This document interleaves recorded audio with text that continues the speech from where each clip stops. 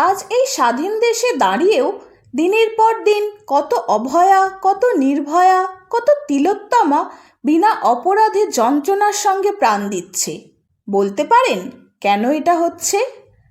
আজ গোটা বাংলা গর্জে উঠেছে, চারিদিকে এত প্রতিবাদ, এত মিছিল। তা সত্ত্বেও আমাদের কিন্তু জানা নেই এর শেষটা কোথায়। কোথাও কোনো অপরাধ ঘটলে যদি সেখানে একটা মেয়ে উপস্থিত থাকে, তাহলে সব সময় সেই মেয়েটার দিকেই আঙুল ওঠে। কেন? বাইরে গেলে সব সময় মেয়েদেরকেই কেন এত নিয়ম মেনে চলতে হবে? সবাই বলে বেটি বাঁচাও বেটি পড়াও। বেটি তো পড়িয়ে নিলাম, বেটি বাঁচাবে কে? তাই প্রতিটি বাবা মায়ের কাছে একটাই অনুরোধ, ছেলে মেয়েকে মানুষের মতো মানুষ করুন।